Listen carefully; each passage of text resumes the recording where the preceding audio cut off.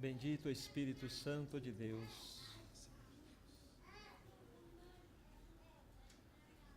Tu que sempre contempla a face da pessoa gloriosa de Cristo, sempre tendo teus olhos fixados nele, admirando a sua beleza, a sua riqueza, somente Tu podes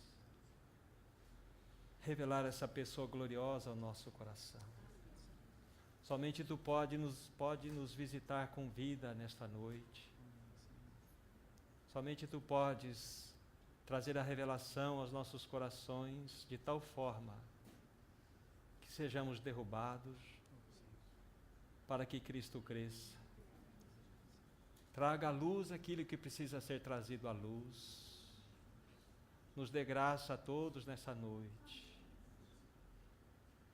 tanto individual como coletivamente falando. Visita-nos, ó doce Espírito. Não queremos ser os mesmos. Queremos ter uma vida de compromisso com o nosso Senhor. Mas nós nos conhecemos e sabemos a nossa completa incapacidade para isto. Damos a Ti toda a autorização, ainda que Tu és soberano.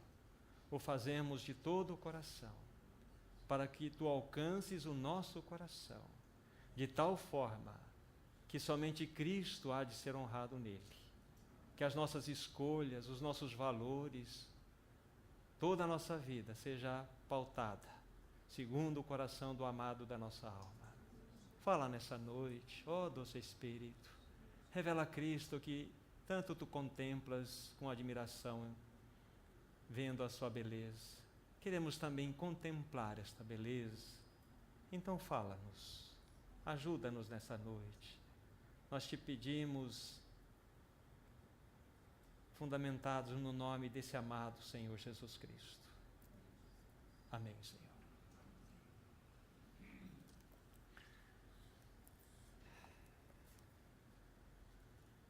Nós temos dado alguns passos com os irmãos dentro de um encargo que o Senhor trouxe ao meu coração um tempo atrás a respeito da importância da consagração. E já caminhamos um pouco com os irmãos, vendo vários fatores importantes que envolvem esta jornada de consagração. Então vale, ainda que em breve momento, fazer algumas lembranças daquilo que já foi ministrado para que possamos dar um passo seguinte nessa noite, dentro deste assunto. Sabemos, irmãos e irmãs, que a primeira experiência que nós devemos ter após o novo nascimento é a da consagração total ao nosso Senhor. Sem uma consagração genuína ao nosso Senhor, nós não vamos estar preparados, nós não vamos estar amando, nós não vamos estar apressando a volta do nosso Senhor Jesus Cristo. A consagração é algo imperioso para o povo de Deus, tanto individual como coletivamente falando. Sem consagração, nós não atingiremos as demandas do Senhor Jesus Cristo. Uma pergunta que eu faço a mim, primeiramente, aos meus irmãos: será que estamos satisfeitos com a nossa vida espiritual? Será que nós fôssemos avaliar à luz da palavra do Senhor e as suas demandas para conosco, será que temos respondido a tudo aquilo que ela tem requerido de nós? Oh, irmãos e irmãs, eu falo a partir do meu coração, cada um julgue diante do Senhor a si mesmo. Eu tenho estado em tristeza diante do Senhor. Eu creio que de tudo aquilo que Ele tem dado ao nosso coração, tão pouco temos respondido. Temos nos escondidos das nossas cavernas prediletas, não temos permitido que o Espírito Santo jogue a sua luz para dentro de nós e venha revelar aquelas coisas ocultas que muitas vezes guardamos em segredo. Irmãos e irmãs, se o Senhor, pelo seu Espírito, não atingir o nosso mais profundo ser, como que nós vamos ter uma vida consagrada? Como que nós vamos poder atender nesta geração as demandas que o Senhor tem para nós, coletivamente também, em cada um individualmente falando? Eu creio que nenhum de nós está satisfeito com a sua jornada espiritual. Não podemos brincar nessa geração na qual estamos inseridos. O Espírito Santo está esperando de nós, irmãos. Quando eu digo nós, é extensivamente além desses irmãos e irmãs que aqui se encontram, mas de nós, o povo de Deus, uma resposta adequada a tudo aquilo que Ele tem buscado. E sem consagração, sem uma vida aos pés do Senhor, sem uma rendição genuína, não prosseguiremos, irmãos. Não poderemos completar a carreira que já nos foi proposta. Nós não atingiremos o alvo que o Senhor deseja que cheguemos a Ele. Então, que o Espírito Santo, de fato, possa nos mostrar mais e mais esta realidade, a necessidade de uma vida consagrada àquele que por nós deu a sua vida. Há pouco nós cantamos um cântico, que não foi esse último, foi o penúltimo, e aquele cântico, ele tem os 3 pilares que as Escrituras nos mostram, que apontam para a importância da consagração. Consagramo-nos a Ti, Senhor, abrasados pelo Teu amor. É o primeiro pilar. É o primeiro pilar. Nós já vimos tudo isso em momentos anteriores. Então, o primeiro aspecto, o primeiro pilar da consagração genuína de alguém diante do seu Senhor, é que ele percebeu no seu íntimo, revelado pelo Espírito Santo, que é fruto de um amor inesgotável, eterno, insondável de Cristo Jesus. E este amor nos cativou de tal forma que nós nos deliciamos na presença desse Senhor. Primeiro pilar da consagração é o próprio amor do Senhor, revelado por nós. E o segundo, nós também encontramos nesse cântico. Nós já vimos as passagens que nos fundamentam o que estamos dizendo aqui. É teu direito nos compraste. É o segundo pilar da consagração. Nós fomos comprados por bom preço. Então devemos, de fato, servi-lo segundo esta realidade, esta compra. Nós fomos comprados por preço de sangue. Não fomos comprados por preço de pedras preciosas, nem de ouro, nem de prata, nem de todas as riquezas desse mundo juntas, mas o precioso sangue de Cristo Jesus, um sangue de valor eterno, um sangue precioso, genuíno, santo, puro, foi o preço pelo qual o Senhor nos comprou. É o segundo pilar da nossa consagração. Fomos comprados por preço. É teu direito nos compraste. Quem compra, irmãos, tem direito.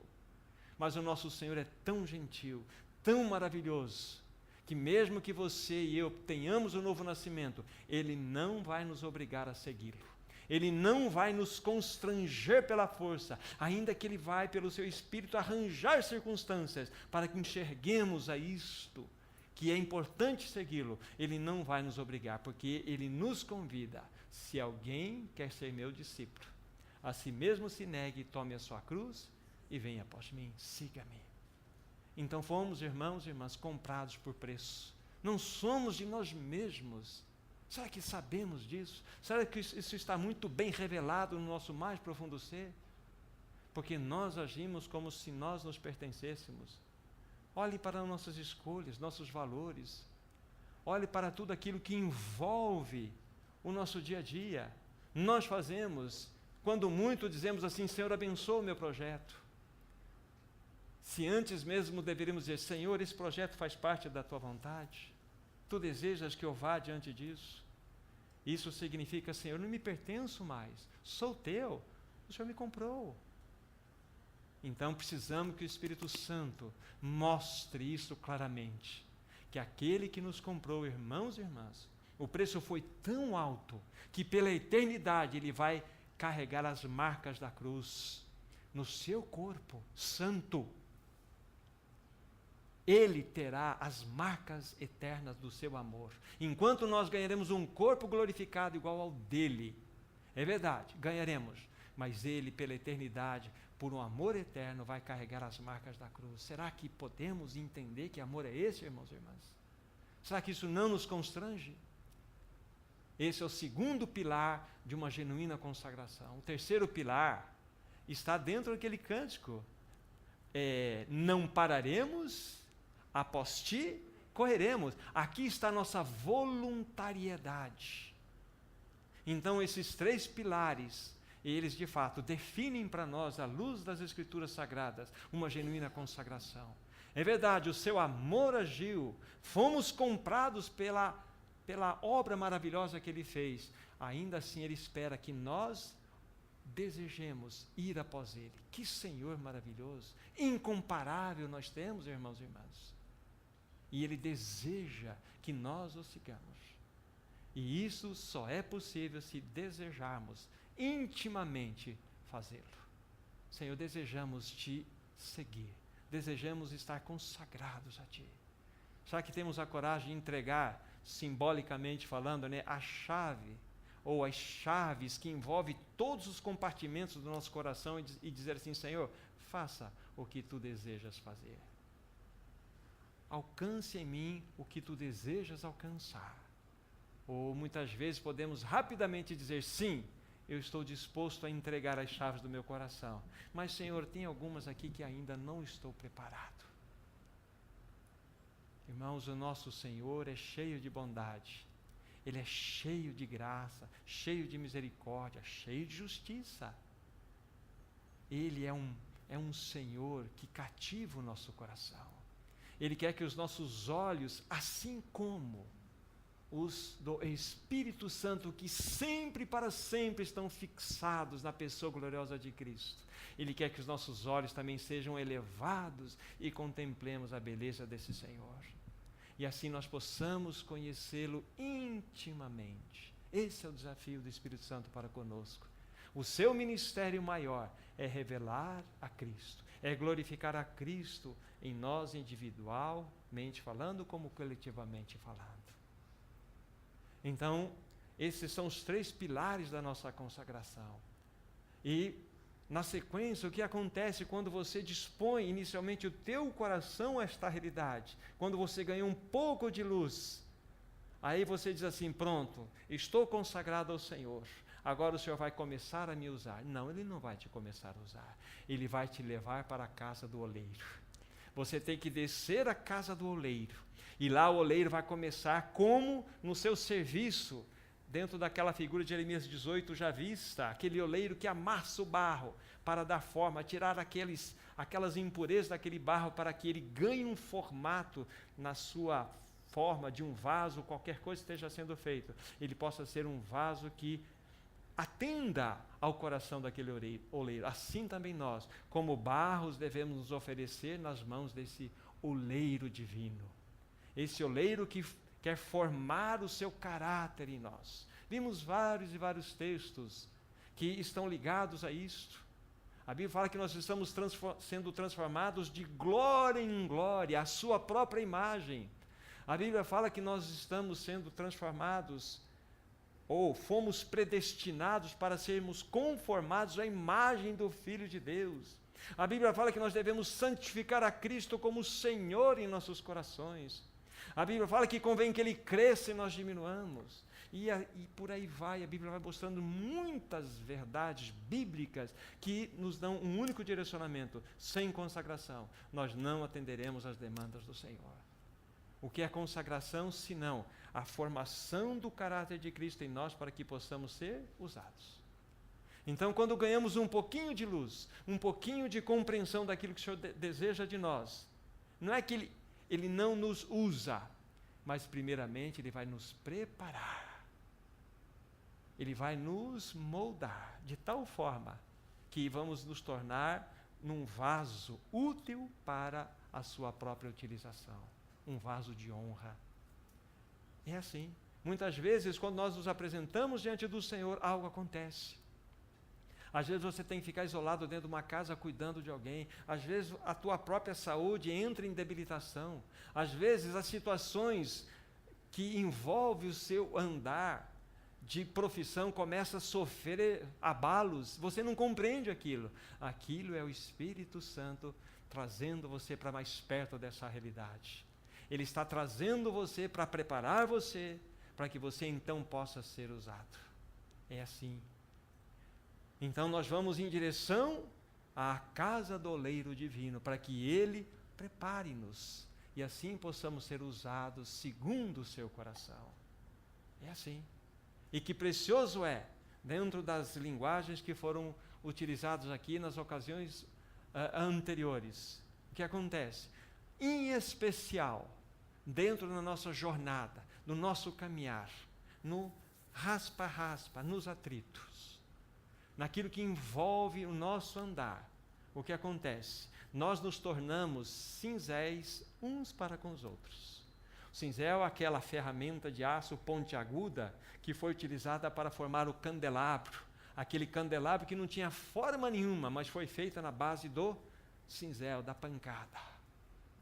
E é assim, eu posso não, com certeza, eu sou cinzel para muitos irmãos, para minha esposa, para os meus filhos, assim, de lá para cá também é uma verdade. Há cinzéis que vêm até mim e vêm com muita força, mas eu não devo olhar para aquele meu irmão, não devo olhar para o meu cônjuge imediato que está trazendo uma aflição para o meu coração. Eu devo olhar para aquele que está segurando esse instrumento e devo me humilhar e falar assim: Senhor, se isso vem de ti, complete a sua obra. Se tu desejas humilhar o meu coração, então continue com a tua obra. Ele quer remover de nós todos os direitos, assim como o Senhor Jesus Cristo nunca, ainda que soberanamente Ele tem direito sobre todo esse universo, em todos os seus aspectos, Ele nunca se pautou nos seus direitos. Ele sempre se rendeu àquele, o seu Pai, que julga retamente todas as coisas. Ele nunca se pautou naquilo que Ele, por direito, tinha. Ou seja, a sua própria realidade espiritual, de verdade, de santidade, de pureza. Ele nunca utilizou isso. Ele entregou-se nas mãos do seu Pai.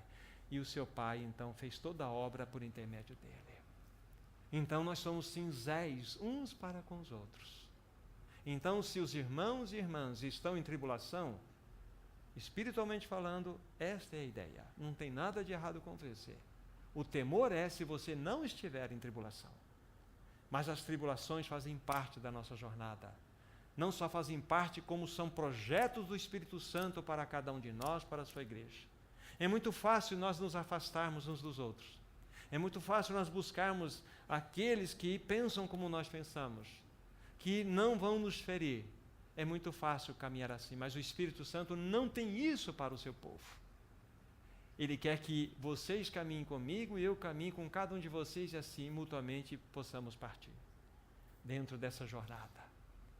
Porque o Espírito Santo está fazendo a sua obra em nós, formando o caráter de Cristo, passo a passo.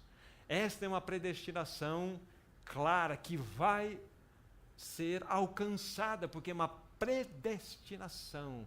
Deus predestinou que você e eu seremos conformados à imagem de Cristo Jesus. E isso vai acontecer. E isso está acontecendo. Agora, lembre-se que nós havíamos dito o seguinte, que nós não podemos antecipar a obra de trabalho do Espírito Santo em nós no que concerne a formação do caráter de Cristo. Nós não podemos antecipar isto, mas infelizmente nós podemos retardar isto. Nós podemos prolongar o nosso ponto de sofrimento. Irmãos, cruz, a obra da cruz, eu ainda que não mencionei desta forma aqui, mas tudo que foi dito anteriormente está relacionado a isso. A obra da cruz, ela tem dois sentidos. Primeiro é o sentido objetivo.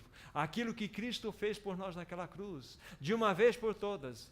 Ele morreu, derramou seu sangue lá naquela cruz, nos perdoou de todos os pecados. Não somente ele fez isso, mas ele, na hora da sua morte, crucificou nosso velho homem nele. Ele agora, na ressurreição, tornou-se a nossa vida. Esta é uma obra objetiva. Agora, a obra subjetiva, que é o segundo aspecto da cruz, é a nossa experiência diária. Tudo aquilo que ele alcançou na cruz precisa ser experimentado para nós dia a dia. Por isso a Bíblia fala assim, levando sempre por toda parte o morrer de Jesus. Não é o meu morrer, é o morrer de Jesus que tem eficácia em mim, não é o meu. Essa autonegação é segundo as seitas que promove, você deve se negar. Não, no sentido de que você deve levar a sua cruz. Não, nós devemos levar a nossa cruz, mas é o morrer de Jesus em nós que é efetivo. Esse é o aspecto subjetivo da obra da cruz. Assim também vós considerai-vos mortos para pecados, mas vivos para Deus em Cristo Jesus. Então essa obra ela é maravilhosa em nós. A obra da cruz. Então tudo que estamos falando está de mãos dadas com o caminho da cruz. Para que nesta jornada, mais e mais, sejamos marcados por essa obra maravilhosa, a obra da cruz. Nós precisamos trazer as marcas da cruz, tanto individual como coletivamente falando.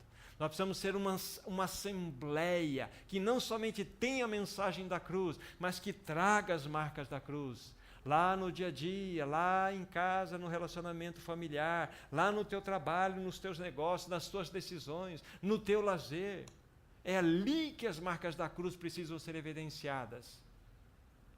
Esta é a jornada. Tudo isso está relacionado com o quê? Consagração. Para que nós possamos ser usados pelo Senhor.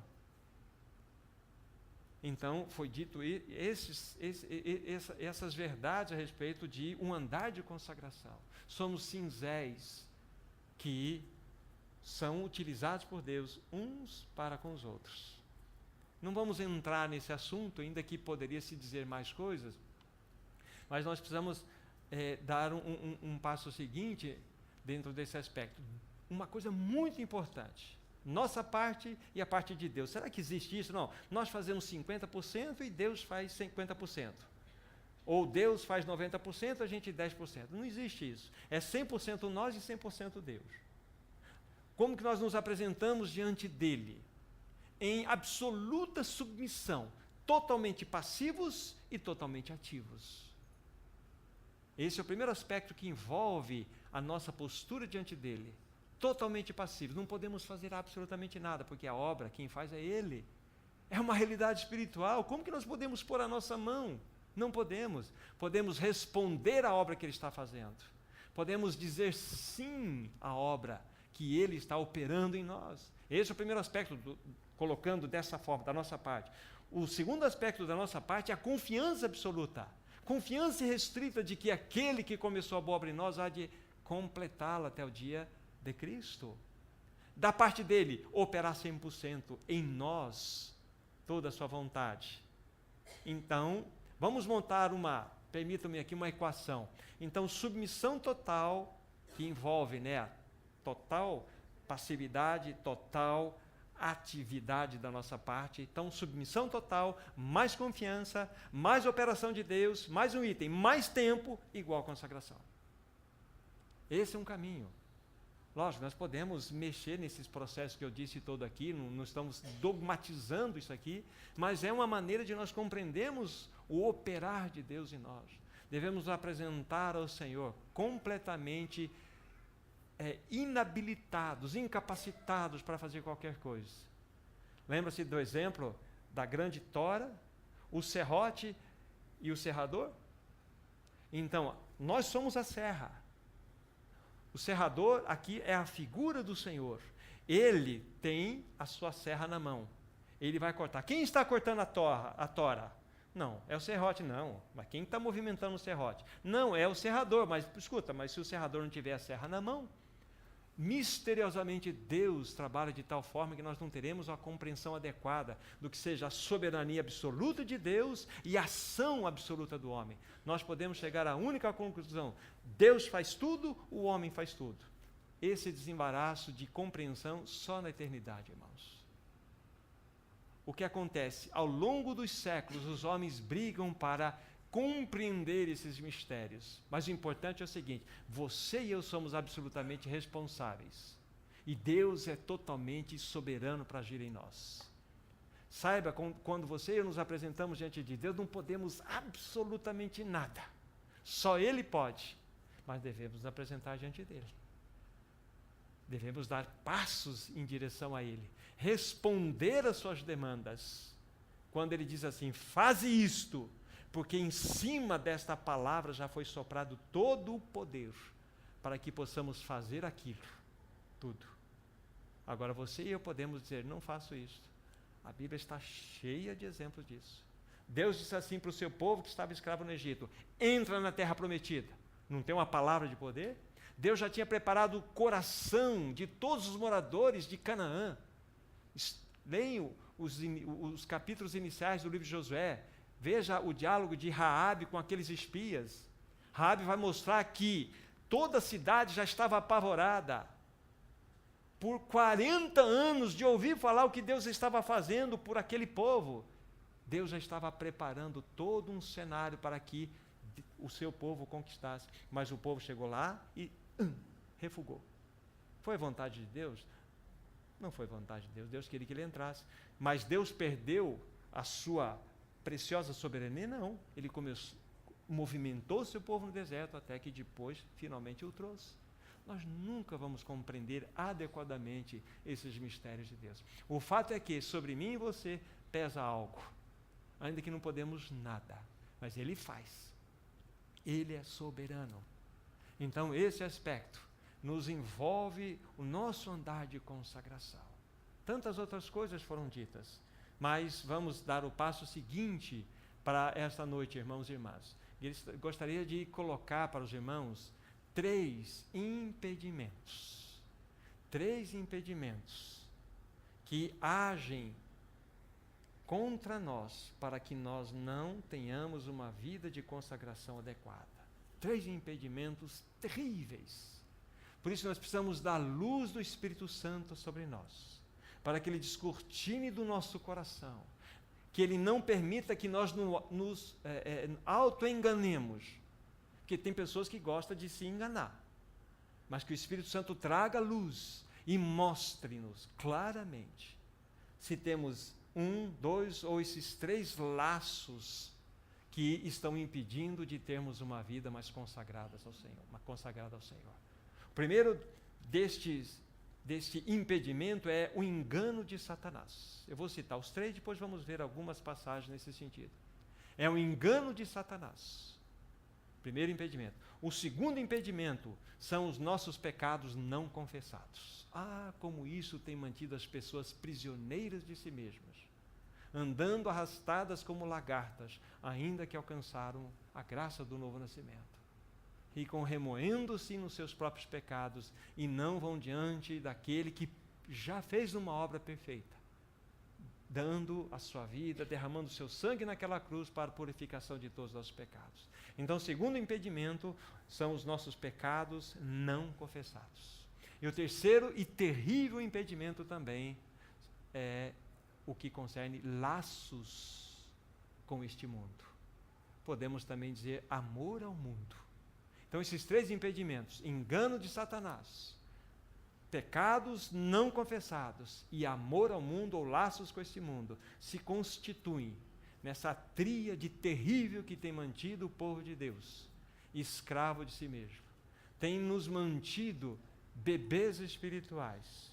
E quando eu falo bebês espirituais, a Bíblia diz assim, num primeiro momento, desejai ardentemente como criancinhas recém-nascidos, genuíno leite espiritual, para que por ele vos seja dado o crescimento para a salvação. Isso é uma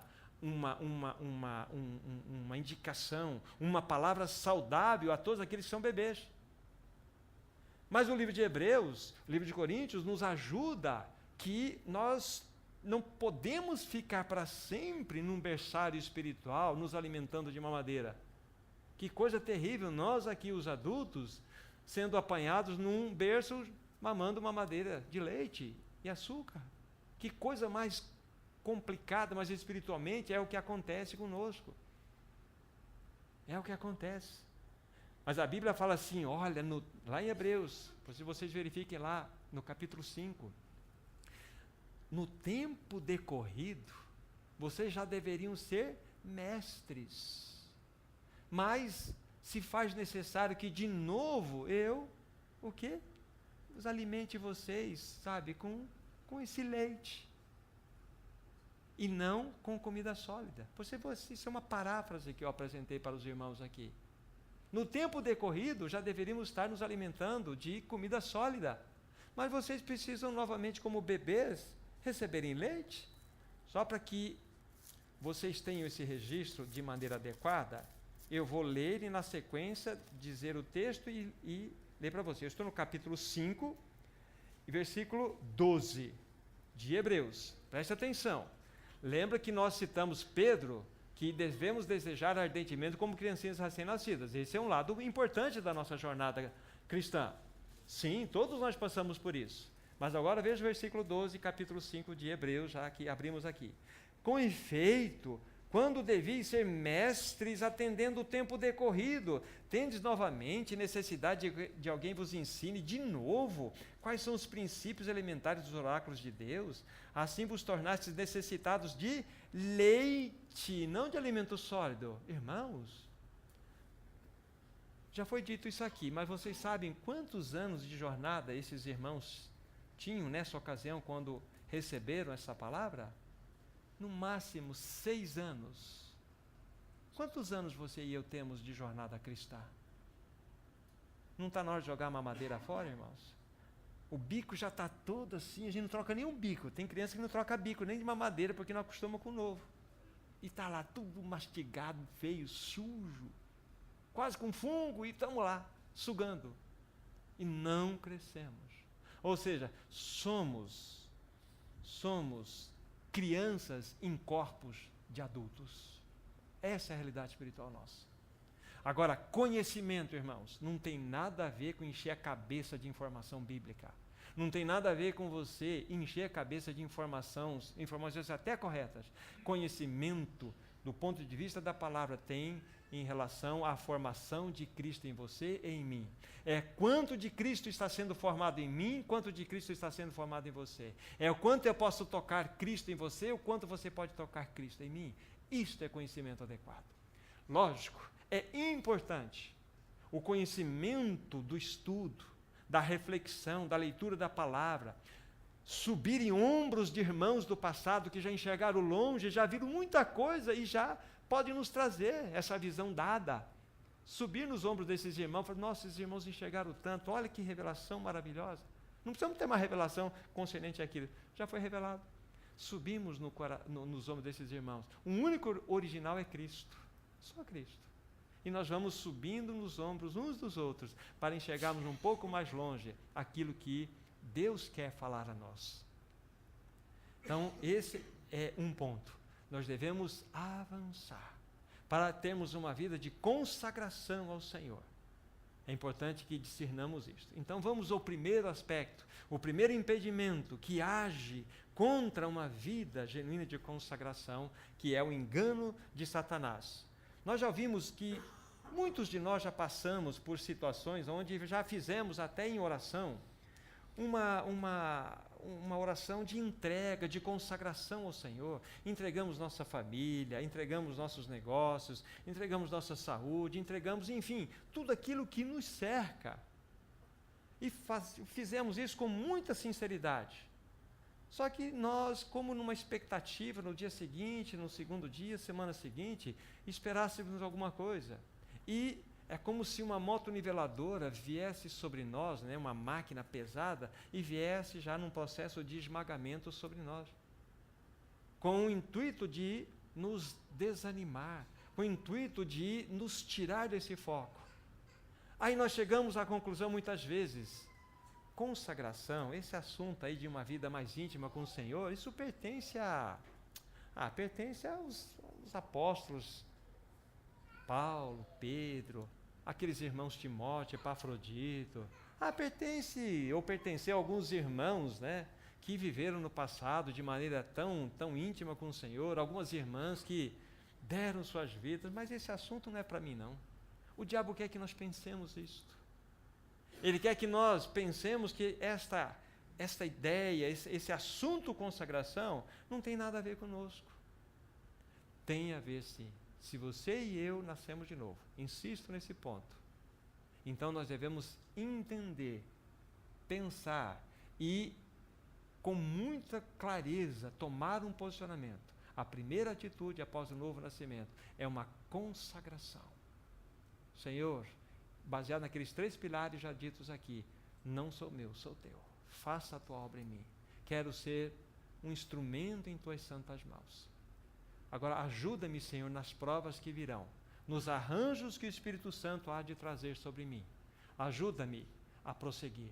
Ajuda-me a não ser aquele que vai retardar o processo. Ajuda-me, socorra-me, Senhor. Então, o que eu, pensando sobre esse assunto, orando sobre esse assunto, eu tive no meu coração de partilhar com os irmãos, porque tem um assunto mais, vamos dizer assim, mais amplo do que simplesmente a nossa vida pessoal consagrada. É a vida de uma assembleia consagrada. Por isso que eu vou estar indo por essa direção. Peguem Esdras, capítulo 4, por favor. Esdras,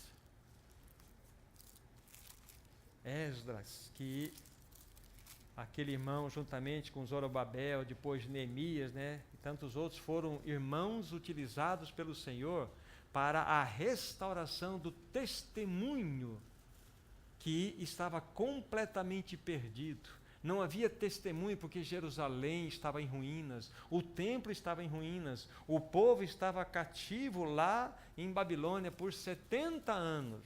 Tanto é que quando você estuda o livro de Daniel, você não vai encontrar uma expressão, o Deus do céu e o Deus da terra. Você vai encontrar o Deus do céu, nunca o Deus da terra, porque não havia testemunho sobre a terra. Jerusalém estava destruída. Deus, na velha aliança, ele escolheu um lugar geográfico, ele escolheu um lugar no qual ele iria se revelar. E esse lugar é Jerusalém, é o Monte Sião, aonde primeiramente, né, havia lá o templo, depois foi destruído, depois restaurado, agora dentro desse contexto que nós estamos colocando aqui. Então Esdras é um profeta da restauração, assim como Neemias, assim como Ageu, assim como Zacarias, que foram levantados dentro desse período aqui. Mas vejam só, eles no primeiro ano, com Zorobabel, a primeira, vamos dizer assim, a primeira tarefa, o primeiro encargo daqueles irmãos para a restauração, o que fazer? Chegou lá tudo em ruína, absolutamente tudo em ruínas. O que fazer? Vamos fazer isso, vamos fazer aquilo, vamos fazer muro, vamos fazer templo, o que vamos fazer? Perceba que a primeira obra da restauração é o altar, porque o altar trata-se de cruz.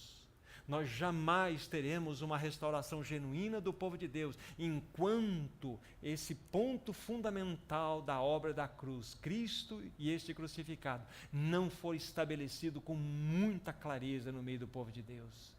Então, a primeira realidade restaurada no primeiro ano desse caminho que eles tiveram quando foram para Jerusalém foi a restauração do altar. É aqui, tudo começa com a cruz, tudo começa com essa obra maravilhosa da cruz. Mas no segundo ano já, dentro desse processo, eles começam a lançar os alicerces do templo. E a partir desse ponto, os inimigos de Deus, os inimigos da obra da restauração, os inimigos dos testemunhos levantados por Satanás começaram a ficar inquietados. E aí é onde entra agora, capítulo 4, versículo 1 em diante, alguns versos vou ler com vocês. Esdras 4. Ouvindo, observem bem, os adversários de Judá e Benjamim, que os que voltavam do cativeiro edificavam o templo ao Senhor Deus de Israel, chegaram-se a Zorobabel e aos cabeças das famílias, e lhe disseram: deixai-nos edificar convosco, porque como vós buscaremos o vosso Deus, como também já lhe sacrificamos desde os dias de Esar-Haddon, rei da Síria, que nos fez subir para aqui. Observem só a sutileza. Deixemos edificar, queremos ser teus cooperadores. Irmãos, a obra do testemunho, a igreja é uma realidade espiritual. A sua origem é celestial, é antes da fundação do mundo que fomos escolhidos. O destino da igreja é celestial, porque é na eternidade futura que irá se revelar em glória ao seu Senhor. E a sua realidade dentro do tempo é espiritual. E ela só pode ser alimentada de uma única, exclusiva forma. É o Espírito Santo que nos foi dado, trazendo as realidades do cabeça que governa esse universo e todas as suas riquezas para nós. Isso é por revelação. Igreja se é edificada dessa forma. Igreja não tem nada a ver com um prédio, com argamassa, com tijolo. Igreja é uma realidade espiritual. É a composição de todos os regenerados. Se você nasceu de novo, o Espírito Santo te batizou num corpo vivo chamado igreja. Ainda que você e eu não tenhamos muita clareza sobre isto, mas nós precisamos ter a realidade desta verdade no nosso coração. Somos uma realidade espiritual. Somos uma realidade espiritual e só podemos ser edificados única e exclusivamente pelo dispensar da vida de Cristo em nós. Se nós somos o corpo de Cristo, que tipo de vida esse corpo vai receber? A vida de Cristo. Então não é boa ideia, boas informações, teorias, não são projetos humanos, não são decisões dos homens que podem ser utilizados para a edificação do corpo de Cristo. Só o Espírito Santo pode trazer revelação a nós, irmãos. Então, isso traz, sim, um levante no coração de Satanás, porque ele não quer que haja um testemunho. Lógico, falando da nossa geração, na geração que estamos inseridos. Ele não quer. Então, vem esses que querem oferecer ajudas, mas vem trazendo toda a sua bagagem, traz a mala pronta dos seus projetos. Não. Aí vamos na sequência da leitura. Porém, verso 3, Zorobabel, Jesus e outros cabeças das famílias lhes responderam: nada tendes conosco na edificação da casa do nosso Deus. Nós mesmos, sozinhos, edificaremos ao Senhor, Deus de Israel, como nos ordenou Ciro, rei da Pérsia. Então as gentes da terra desanimaram o povo de Judá, inquietando-o a edificar. Alugaram contra eles conselheiros para frustrarem o seu plano, todos os dias de Ciro, rei da Pérsia, até o reinado de Dario, rei da Pérsia. Vejam só. Eles desistiram? Não. Vejam só a ação de Satanás: desânimo, inquietude. Muitas vezes não é assim que nós nos sentimos, devido às pressões, devido às provas, devido aos nossos próprios relacionamentos, que às vezes nos desencorajam. Esquecemos de ver que são cinzéis que Deus está utilizando para sermos conformados à imagem de Cristo. Estamos sendo formados como um único corpo, para expressarmos a glória de Cristo, irmãos. Nós fazemos parte de uma obra celestial, a maior obra desse universo. Irmãos, esse universo existe, sabe por quê? Por causa da igreja. É lógico, eu estou com cuidado de falar, é lógico que tudo foi criado para a preeminência de Cristo Jesus, para que Ele seja aquele que receba toda a primazia. Mas esse universo foi criado para que Cristo pudesse ter uma noiva, para que Cristo pudesse ter um corpo, e esse corpo então pudesse manifestar a sua vida santa, plena. Oh, irmãos, nós não fazemos parte de um projetinho, nós fazemos parte do maior projeto desse universo. O Espírito Santo está edificando uma noiva para Cristo. Por isso que Ele não tira os olhos do seu Senhor, Ele não tira os olhos de tanta beleza. E Ele quer que nós sejamos cativados por Ele para contemplarmos esse Senhor glorioso. Então vejam aqui os inimigos, Satanás se levantando. Então vejam só, que a questão da consagração que o inimigo investe não é só porque você e eu vamos ser um problema pessoal para eles, mas é que nós juntos nos tornamos um testemunho genuíno que vai atender o coração do Senhor. Então Satanás não está investindo só contra nós individualmente, ele está investindo contra nós coletivamente, porque ele abomina, odeia o testemunho de Deus nessa terra. Lá em Jerusalém não queria que acontecesse. Agora, vamos para o livro de Neemias, é o livro seguinte. Nós vamos avançar em torno de 13 anos dentro desse episódio aqui, que acabamos de relatar. Vamos avançar 13 anos na história. Aí Neemias vai para Jerusalém com o encargo de edificar os muros da cidade. E muros falam de duas coisas muito claras para nós.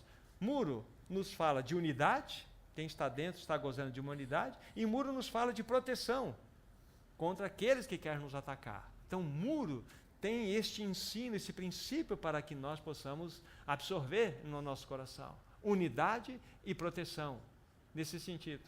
E aqui também nós vemos o inimigo do Senhor atacando, no mesmo capítulo citado anteriormente, capítulo 4, do versículo 7 em diante. Veja só, num período já mais de 10 anos, olha só o que acontece. Neemias 4, 7 em diante.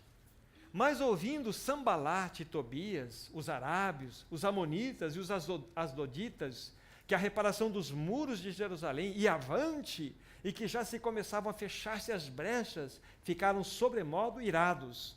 Ajuntaram-se todos de comum acordo para virem atacar Jerusalém e suscitar confusão ali. Porém, nós oramos ao nosso Deus como proteção, pusemos guarda contra eles de dia e de noite. Vão observando o que está acontecendo aqui. Veja os inimigos, os Sambalates e os Tobias sendo levantados, porque eles perceberam que o muro estava sendo fechado, as brechas estavam sendo cobertas, estava nascendo um testemunho, e isso trouxe ódio no coração dos inimigos. Então disse Judá: já desfaleceram as forças dos carregadores, olha a luta, e os escombros são muitos, de maneira que não podemos edificar o muro. Disseram, porém, os nossos inimigos: nada saberão disto, nem verão até que entremos no meio deles e os matemos, assim faremos cessar a obra. Olha a perseguição, irmãos. Isso é tudo uma figura para nós, ainda que foi um fato acontecido lá na restauração do testemunho em Jerusalém, concernente ao testemunho do Senhor nesse tempo do fim, da igreja. Nós temos inimigos que se levantam contra nós, que não desejam que haja um testemunho genuíno da igreja nesse tempo do fim. Irmãos, testemunho da igreja não é o testemunho da igreja. Testemunho da igreja nada mais é do que a glória de Cristo sendo vista nela. Irmãos, nós não pregamos a igreja, nós pregamos a Cristo. Porque se a igreja, se a lua for colocada na frente do sol, olhando nessa figura dos luminares, nós vamos provocar o quê? Um eclipse solar, não é isto?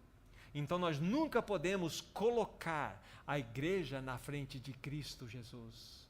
Nós vamos ofuscar a glória dele. Então o nosso assunto é Cristo. Cristo.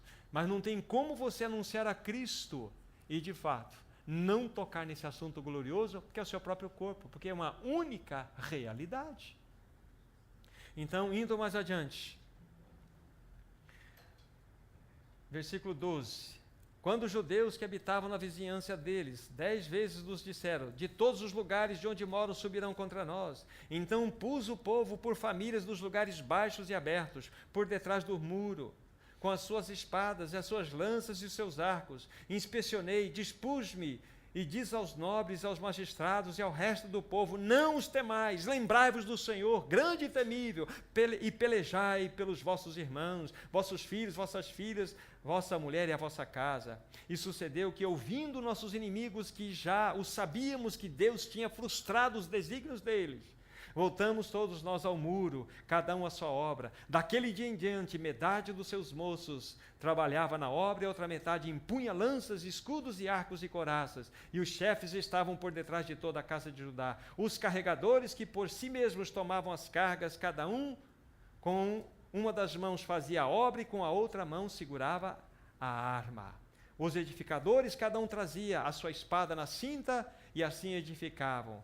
O que tocava a trombeta estava junto a mim. Irmãos, que testemunho maravilhoso aqui, quando Neemias estava restaurando o muro, para que se preservasse a unidade, para que se protegesse contra a invasão dos inimigos. Os muros precisavam ser edificados. Mas vocês perceberam, assim como Esdras foi atacado, no livro de Esdras vimos como o povo foi atacado, quando Zorobabel estava edificando e não só o altar, depois começou a edificar ali o templo.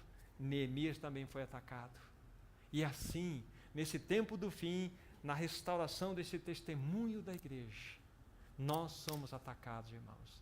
Nós somos atacados pelo desânimo. Nós somos atacados, sabe, pelas inquietações que vêm a nós. Nós somos atacados por várias situações. A Bíblia fala assim, que a obra da cruz, ela foi tão maravilhosa em nós, então Cristo morreu e ressuscitou e tornou-se a nossa vida. Mas há um texto na Bíblia, né, que todos vocês conhecem, de Efésios 2:6, que diz assim, que nós estamos assentados com Ele nas regiões celestiais em Cristo Jesus. Poxa, que lindo, que maravilhoso, assentados com Ele. Agora, observem, podem abrir agora Efésios 6, verso 12, o que a palavra tem a nos mostrar. Efésios 6, 12. Olha só. Efésios 6,12 diz assim: porque a nossa luta não é contra carne, ou não é contra sangue e carne, e sim contra os principados e potestades, contra os dominadores desse mundo tenebroso, contra as forças espirituais do mal, aonde? Nas regiões celestiais. Irmãos, aonde começam as batalhas? Nas regiões celestiais. Quando aquele povo que saiu do jugo, o povo hebreu que saiu do jugo do Egito e foi levado para Canaã, passando por todo aquele já tormento de 40 anos no deserto, já introduzido por Josué dentro da terra, eles encontraram tantos inimigos.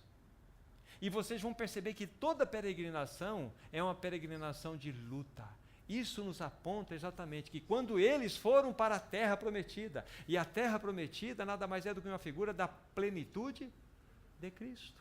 O que houve lá no Egito quando na 10ª praga foi ordenado que eles então imolassem aquele animal, derramassem o sangue, aspergisse na vergue nas 2 ombreiras, que o Senhor passando à meia-noite viria o sangue, então seria poupado o primogênito? O sangue não nos remete para a obra de Cristo Jesus, a Páscoa? Não nos remete para a obra maravilhosa dele? Então aquele povo começou experimentando a obra de Cristo, experimentando Cristo em suas vidas. Mas qual que era o destino deles em Canaã? A plenitude de Cristo. Eles iriam conhecer nas regiões celestiais a esse Cristo em toda a sua plenitude. E quando você percebe aqui toda a geografia que envolve Israel, Dan percebe cada ponto geográfico, cada parte, norte, sul, leste e oeste, em cada momento dessa travessia, isso nos remete para um aspecto de Cristo Jesus. E nós precisamos percorrer, como aquele povo, dentro da esfera geográfica, nós precisamos percorrer todo esse trecho. A nossa luta é uma luta espiritual. Você e eu estamos assentados, sim, nessas regiões celestes, mas é ali que começam as nossas batalhas. Então, aí o versículo 10 do capítulo lido 6, aqui.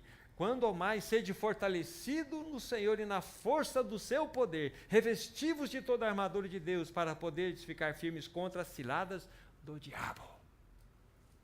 Então, irmãos, um primeiro aspecto, um primeiro ponto, um primeiro impeditivo para uma consagração genuína do Senhor é o engano de Satanás. Não só aquele que vem a nós individualmente falando, mas é aquele engano que permeia o povo de Deus. Porque ele não quer que haja uma restauração genuína da expressão da igreja. Volta a falar a expressão da igreja, nada mais é do que o fluir da glória de Cristo Jesus por ela. Nada de nós pode aparecer. Tudo isso deve ficar na cruz. Ele deve crescer, nós diminuirmos. Então, o primeiro aspecto é exatamente o engano de Satanás. Agora devemos olhar para esse Senhor maravilhoso e entender que você e eu, a partir do novo nascimento, tivemos esse passo de nos entregar totalmente a Ele, nos consagrarmos totalmente a Ele. Então devemos saber que estamos inseridos num território de guerra, num território de conquista passo a passo. Então devemos ter uma vida aos pés do Senhor. Os irmãos que têm compartilhado aqui têm exatamente dentro desse mesmo espírito trazido palavras que têm desafiado o nosso coração. Devemos ter aquela dedicação, à palavra do Senhor, a uma vida de intimidade, escondida, oculta com o Senhor ou em oração. Devemos ter um congregar diante do Senhor. Devemos ter um caminhar sadio. Junto a isso, todos os arranjos do Espírito Santo sobre nós, para que Cristo vá sendo formado.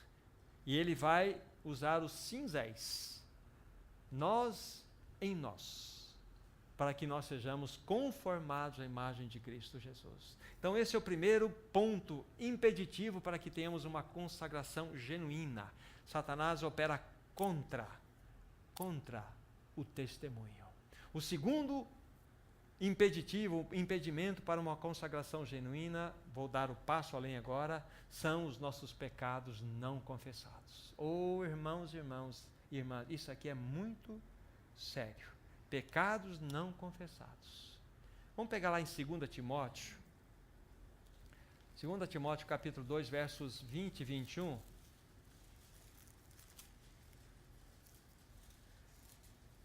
Enquanto vocês cheguem ali, a carta de as cartas a Timóteo são muito preciosas porque elas nos mostram duas realidades no andar do povo de Deus. Na primeira carta, ainda que nós percebemos já aspectos de declínio do povo de Deus, várias exortações, mas ali é-nos dito, apenas eu vou referir, vocês não precisam abrir ali, fala-nos a respeito do testemunho da igreja do Senhor como coluna e baluarte da verdade.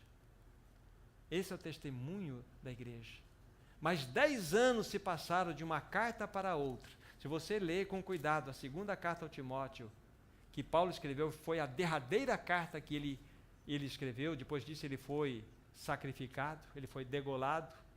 Então nós temos aqui o declínio do povo de Deus. A Bíblia que apontava a igreja como coluna e baluarte da verdade, agora ela é chamada de a grande casa, onde tem vasos de honra e vasos de desonra. Então nós estamos num processo assim, aqui. Lembre-se que Timóteo foi um irmão que exerceu a sua função pastoral e de cuidado em Éfeso. Éfeso. Aqueles mesmos irmãos que receberam aquela revelação tão profunda, quando nós lemos Efésios, que o Espírito Santo deu a Paulo quando ele estava preso lá em Roma. Quando ele ficou lá preso em Roma, o Espírito Santo revelou, não só esta, mas outras cartas também. Efésios. E aqui nós estamos vendo essa realidade. Aí chegamos então no capítulo 2, versos 20 e 21. Numa grande casa, não há somente utensílios de ouro e de prata, há também de madeira e de barro. Alguns para honra, outros, porém, para desonra. Assim, pois, se alguém se purificar destes erros, será utensílio para honra, santificado e útil para o seu possuidor, estando preparado para toda boa obra. Observem aqui o que o Espírito está mostrando para nós. Numa grande casa, aqui fala, segundo a minha compreensão, a respeito da cristandade de um modo geral, onde ela está misturada, onde ela está sofrendo os efeitos da sua própria, vamos dizer assim, da sua própria atitude diante do Senhor, permitindo que coisas entrassem para dentro do caminhar do testemunho da igreja. E ela se tornou simplesmente uma grande casa. Aí vai falar que tem utensílios de ouro e prata, é verdade. Permanece aqueles irmãos que trazem o seu testemunho, que têm vivido de modo sincero diante do Senhor. Mas fala que há também instrumentos de madeira e de barro. Aí diz assim, alguns para honra, outros para desonra. Esse para desonra aqui não tem nada a ver com perdição. Tanto é que na sequência aqui, diz assim, se alguém se purificar desses erros, então significa que há impureza. Significa que esses instrumentos que outrora tivessem sido ouro e prata, tornaram-se madeira e barro. E estão com impurezas. Irmãos, a coisa mais certa que nós temos, infelizmente digo isso não por mandado, né? Mas a coisa mais certa é que nós vamos tropeçar e cair, e vamos desagradar ao nosso Senhor. Nós vamos pecar, vamos trazer tristeza ao coração do nosso Senhor. Isso é terrível. Mas o mais terrível, irmãos e irmãs, é quando nós não buscamos um caminho de perdão, de humilhação, de colocarmos a boca no pó, de nos entregarmos diante desse Senhor e confessar os nossos pecados. De fato, de entender que a nossa consagração está ligada a uma vida de sinceridade e honestidade diante do Senhor. Quem de nós aqui ousa dizer que nessa semana, ou mesmo nesse dia, não tenha cometido algo que tenha desagradado alguém, ferido alguém, até em pensamentos? Oh, irmãos e irmãs, isso é pecado. O Senhor quer que nós tenhamos uma vida sincera diante dEle, uma vida honesta diante dEle. Não é uma vida de impecabilidade, porque nós não podemos. Nós não somos impecáveis, só Cristo o é. Mas Ele quer que nós tenhamos uma vida de sinceridade. A Bíblia diz, não precisam abrir lá em Salmo 103, que Ele conhece a todos nós, conhece a nossa estrutura e sabe que nós somos o quê? Pó. Pó. Agora abram comigo Salmo 32. Salmo 32. Salmo 32. Vamos ler alguns versos, do versículo 3 ao 5. Observe aqui na situação do coração de Davi. Olha só como é que ele se coloca aqui. Salmo 32, de 3 a 5. Enquanto calei os meus pecados, envelheceram os meus ossos, pelos meus constantes gemidos, todo dia. Porque a tua mão pesava dia e noite sobre mim, e o meu vigor se tornou em sequidão de estio. Confessei-te o meu pecado, e a minha iniquidade não mais ocultei. Disse, confessarei ao Senhor as minhas transgressões, e tu perdoaste a iniquidade do meu pecado. Irmãos, observe que trecho interessante. Davi teve um momento onde ele ocultou, ele teve um momento onde ele se manteve calado, ele guardou seus pecados no coração, e aquilo estava trazendo um dano, um prejuízo para ele mesmo, a ponto dos seus ossos sentirem. Vocês já viram falar da osteoporose? Não quero ser ousado e dizer que a única causa seria isso, porque seria muito para que eu falasse. Mas a inveja, que é um pecado, a amargura, que é um outro pecado, são causas extremas que levam as pessoas a adoecerem e sofrerem com problemas nos seus ossos. Isso tudo porque guardam seus pecados no coração, não confessam. Então vejam a experiência do próprio Davi. Havia gemido no coração dele, havia gemido, de tal forma que dia e noite ele o fazia diante do Senhor. O seu vigor se tornou em sequidão de estio. Não é assim que as pessoas ficam? Quando não confessam os seus pecados, elas fecham o seu seio, elas começam a sofrer, começam a tentar esconder-se dentro de si mesmas. Não confessando os seus pecados, se tornam pessoas frias, tristes, não é isso? E uma palavra forte, miseráveis, porque são áridas. Aí começam a julgar, a criticar, a achar que todos são culpados pela sua miséria, pelo seu problema. Então, frieza, tristeza e miséria. FTM. É o FTM que muitas pessoas carregam porque nutrem e guardam seus pecados em si mesmos, não confessam. Então, irmãos, há um caminho, há um trono chamado trono de toda graça, que já está aberto para nós. Podemos chegar lá e encontrar socorro em ocasião oportuna. Podemos encontrar, o sangue já foi derramado naquela cruz. O sangue tem valor eterno. Os nossos pecados já foram perdoados, passado, presente e futuro. Será que sabemos disso? O que o Senhor requer de nós é sinceridade. Senhor, eu pequei. Agora, não basta, se você feriu alguém, o teu cônjuge, o teu filho, o teu irmão ou alguém, não basta você simplesmente, eu vou tratar desse assunto com o Senhor. Você vai tratar com aquela pessoa, fala assim, eu quero pedir perdão para você, porque eu te feri, eu pequei contra você. E depois trata com o Senhor. Do Senhor está tudo certo, porque você vai confessar e se apropriar do valor do sangue que já foi derramado. Então, o que impede de nós termos uma vida de consagração? Pecados não confessados. Quantos pecados há no nosso coração, irmãos? Aliás, qual foi a última vez que você fez confissão de pecados diante do Senhor? 1 semana? 2 semanas? 1 mês? 3 meses? A partir daí já é problemático. Significa que nós estamos vivendo numa vida de autossuficiência e desconhecendo que nós somos, infelizmente, miseráveis e que precisamos constantemente da obra da graça de Deus sobre nós. Então, irmãos, essa questão de pecados é tremendamente sério. Vou dizer uma coisa bem forte aqui e vou dizer com cuidado para que nós entendamos ela da maneira adequada.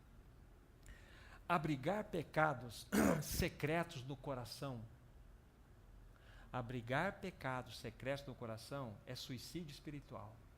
O que eu quero dizer com suicídio espiritual? É muito forte isso, por isso que eu quero me policiar para não dar uma interpretação errada. Eu não creio que nós perdemos a salvação. Uma vez salvos pela graça de Deus, eternamente salvos. Mas nós podemos entrar num estado de morte. Estado de morte é quando há um pecado não confessado e você não tem comunhão com Deus, porque Deus não pode ter comunhão com você e comigo. Então, se você tem um problema a tratar, trate dessa situação. chama-se pecado. Senão os céus são como de bronze para você. Então, pecados secretos ocultados no coração é suicídio espiritual dentro dessas ressalvas que eu apresentei aqui. Irmãos, é muito sério esse assunto de pecados. Os pecados em nossas vidas têm nos impedido de avançarmos espiritualmente. Os pecados não confessados têm trazido uma mornidão ao povo de Deus, uma frieza ao povo de Deus. Irmãos, o Espírito Santo, ele perscruta o nosso coração. Ele nos ajuda a ver aquilo que desagrada o Senhor. Porque há duas coisas que desagradam o Senhor. A Bíblia fala assim que devemos nos desembaraçar, Hebreus 12, desembaraçar de todo o peso e do pecado que tenazmente nos assedia. E devemos, uma vez desembaraçado disto, prosseguirmos para o alvo. Não é isto? Prosseguirmos para o alvo. Agora, o que é o peso? O peso não é um pecado propriamente dito. O peso são as distrações que nós temos em nós mesmos. Me permito, e desculpe, não tenho uma outra ilustração, mas dizer uma que eu já disse aqui para vocês. Será que nós já vimos numa corrida de fundo, numa corrida longa, algum corredor correndo de coturno, casaco de pele e capacete de soldado? Não vimos isto. Ele pode correr, ele pode até fazer inscrição e correr, mas ele está trazendo um prejuízo terrível para ele mesmo. Ele está trazendo um peso. Isso é um pecado? Não, mas é um peso. Te impede de prosseguir a carreira, mas o pecado te paralisa, o pecado te retém. E isso precisa ser confessado urgentemente diante do Senhor. Sem confissão de pecados nós não vamos avançar e não haverá consagração. Há pecado individual e há pecado coletivo. Nós devemos nos humilhar como povo de Deus. Senhor, temos pecado contra Ti. Lembra-se da oração de Daniel? Estava lá na Babilônia, um homem de Deus, quando ele foi orar, capítulo 9 de Daniel, Senhor, nós temos, eu vou dar em minhas palavras aqui, que eu não vou lembrar o texto na íntegra, mas os irmãos leem a oração, nós temos pecado contra Ti. Mas Daniel tem pecado contra Deus? Mas ele sabia que ele fazia parte daquele povo. Então, quando nós, como assembleia, nós começamos a nos desviar do Senhor, os pecados meus influenciam vocês, e os pecados de vocês influenciam a mim. Nós nos influenciamos mutuamente. Então nós devemos nos humilhar coletivamente. Senhor, acha um caminho no nosso coração. Queremos confessar o nosso pecado. Vocês sabem como o esquimó caça lobos? Muito interessante. Então, naquela região fria, o que ele faz? Ele quer caçar lobo, ele vai numa região cheia de neve, ele levanta, ele pega primeiro uma faca muito bem afiada, as duas lâminas, embebeda aquela faca de sangue, coloca num monte de gelo, de neve, coloca, embebeda um pouco de sangue em volta daquele e vai embora, vai dormir. O lobo, que tem um faro muito grande, chega e começa a lamber o gelo e o sangue. Está congelado ainda. E ele vai aproximando daquela lâmina. Aí, de repente, ele chega na lâmina, aquele sangue, ele lambe aquela lâmina e já rasga, corta a sua língua. E ele percebe um sangue quente. E ele começa a lamber com mais intensidade. E vai. De repente, ele vai esvaindo-se na sua força. Morreu, embebedando-se do seu próprio prazer. É assim que muitos do povo de Deus podem estar em estado de morte. Lambendo as lâminas do seu próprio pecado, não confessado. Irmãos, essa é uma lição muito boa para nós. Nós precisamos confessar os nossos pecados diante do Senhor. Precisamos confessar que temos desagradado o nosso Senhor. Oh, Senhor, tem misericórdia de nós. Irmãos, entregue a chave do seu coração, do vosso coração ao Senhor. Deixa Ele mesmo, pelo Espírito Santo, o seu farolete divino, mostrar o que precisa ser confessado. E confesse. E receba maravilhosamente a obra do perdão. Não faça como aquele lobo, que vai morrer lambendo o seu próprio prazer, vai morrer do seu próprio amor ao pecado. Que coisa terrível. Quantos jovens estão indo para uma perdição por um prazerzinho à toa? Quantos adultos estão indo para a perdição no seu sentido desse estado de morte, por um prazerzinho à toa? Que coisa miserável. Como que vamos ser um povo consagrado a Deus? Deixa eu dar o passo seguinte para concluirmos, irmãos. O terceiro aspecto, então, que envolve este aspecto, que impedem que nós tenhamos uma vida de consagração, são os nossos laços com o mundo. Vamos pegar Romanos capítulo 12, versículos 1 e 2. Romanos 12, 1 e 2, vou procurar ser rápido com os irmãos. Rogo-vos, pois, irmãos, pelas misericórdias de Deus, que apresenteis vosso corpo por sacrifício vivo, santo e agradável a Deus, que é vosso culto racional. E não vos conformeis com este século, mas transformai-vos pela renovação da vossa mente, para que experimenteis qual seja a boa, agradável e perfeita vontade de Deus. Esse é o nosso texto base. Vamos ver outros aqui, mas vamos aqui deixar. Aqui está dizendo que não devemos tomar a forma desse século. Essa palavra século aqui é esse sistema maligno. Deixa-me dar uma informação para vocês a respeito do mundo. O mundo não é essa coisa material que nós apalpamos, que eu estou falando. Não é a criação material, palpável de Deus a que refiro agora. O mundo que eu vou me referir agora é um sistema. O mundo, guarde bem isso, é uma realidade espiritual caída. Realidade espiritual caída. Assim como Cristo é o cabeça e tem um corpo, que é a igreja, que ele se movimenta por esse corpo para manifestar a sua vontade, Satanás é o cabeça desse mundo e se movimenta por esse mundo, pelo sistema desse mundo. Este mundo é uma realidade espiritual caída. É um corpo no qual Satanás se movimenta. É isso que o mundo é. Então devemos tomar cuidado de nos envolver com esse mundo. Você e eu precisamos trabalhar, vocês trabalham, vocês estudam, vocês têm contato com tudo. Mas nós devemos ter o discernimento do Espírito para não nos envolvermos a ponto de sermos conformados à imagem deste mundo. Vocês se lembram que eu falei que nós temos um divino oleiro que está nos moldando, de tal forma que possamos estar sendo apresentados como vasos úteis, consagrados para sermos utilizados por Ele. Satanás é um oleiro também, um oleiro do mal, é um oleiro maligno.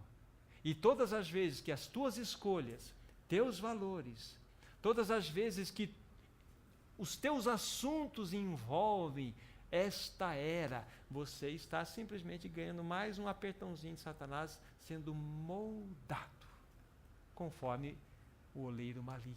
Oh, irmãos e irmãs, que terrível é isto. Este é o mundo que estamos inseridos. Irmãos, como nós vamos ter um testemunho genuíno nesse tempo do fim? Sermos pessoas e uma assembleia consagrada, se nós temos laços de amor com este mundo? Se nós estamos mais nas mãos desse oleiro maligno Satanás, para que nos molde conforme esse mundo, do que nas mãos do oleiro divino, para que ele nos molde conforme um instrumento que vai ser utilizado por ele? Oh, irmãos, que coisa terrível.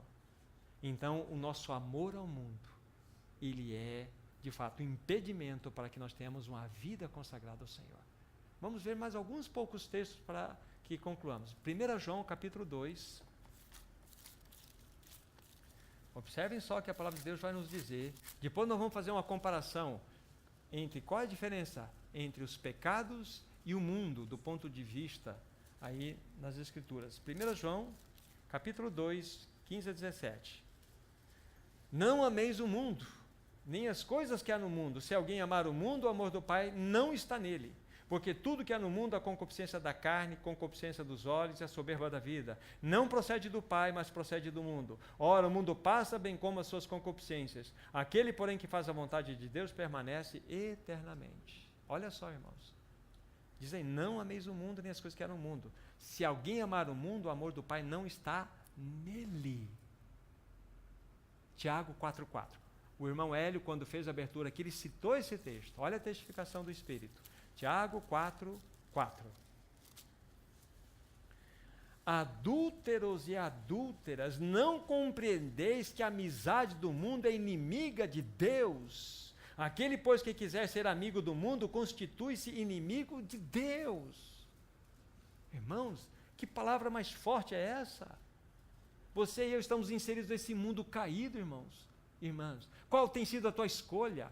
Qual tem sido o teu valor? Quando você está numa roda, o que sobe ao teu coração para você discutir? Nós falamos tão abertamente de assuntos como futebol, moda, casas, viagens, nós temos tanto conforto para falar isso, por que não temos conforto para falar de Cristo Jesus e a sua obra?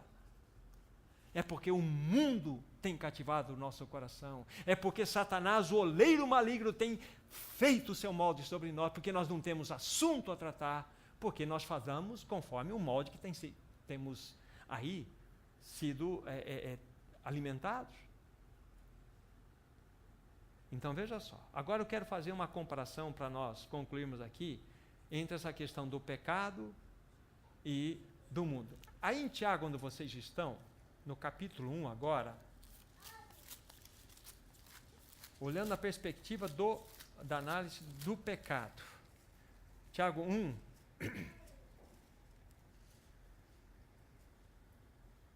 Tiago 1, versículos, vamos pegar aqui do versículo 13 ao 15. Ninguém ao ser tentado diga, eu fui tentado por Deus, eu sou tentado por Deus.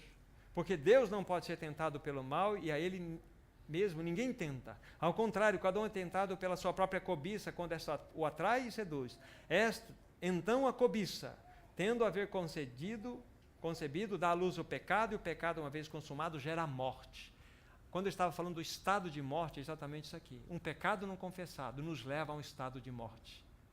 É um prejuízo, um dano terrível. Lembra depois, vocês vão lá em Isaías. Em Isaías nós temos, lá no capítulo 59, do versículos 1 a 3, diz assim, que os ouvidos do Senhor não estão surdos para que Ele não possa ouvir. Aí diz assim, mas as vossas iniquidades fazem separação entre mim e ti, e vocês para que eu não vos ouça. Então pecado nos separa, pecado rompe comunhão, pecado nos lança no estado de morte. Esse é o ponto. Esse é o ponto. Agora, como que nós podemos compreender este assunto dessa diferença? Vamos pensar que os dois são tremendamente danosos, pecados e mundo. Os dois são danosos e trazem prejuízos terríveis para nós. Mas o pecado é mais grosseiro. O pecado, pensem numa camisa branca manchada de lama, ou uma tinta escura. Aí o pecado, ele é grosseiro, ele é visto. Mas quando nós nos humilhamos diante do Senhor, o Senhor trata. Mas olhando assim, pecado, ele é grosseiro, ele puf. Mas e o mundo? Pensa numa camisa branca com traços coloridos, com estampas coloridas. Parece atraente, mas também é tremendamente danoso à nossa experiência espiritual. Os dois desonram o Senhor, os dois nos afastam do Senhor. Mas é impressionante que a Bíblia fala que aquele que se torna amigo do mundo se constitui o quê? Inimigo de Deus. Os pecados nos levam no estado de morte, rompe a comunhão. Mas o mundo parece-me aqui que tem uma força, nos faz inimigos de Deus. Não é terrível isso, irmãos? Então, como que nós vamos ter uma vida consagrada, pessoal ou coletivamente falando? É quando, de fato, nós fomos libertos dos laços desse mundo. Então, engano de Satanás, a questão da confissão dos pecados e laços do mundo. Esses três impedimentos. Que o Senhor nos ajude, irmãos e irmãs. O Senhor nos socorra. Nos ajude. Graças te damos, amado Senhor. Como aqui já nos colocamos em oração, nos consagramos a Ti de modo inteiro. Cumpra-se em nós a Tua vontade. Queremos ser, tanto individual como coletivamente falando, queremos ser totalmente consagrados a Ti, para o louvor da Tua própria glória. Em Teu nome, para a glória de Deus Pai. Amém.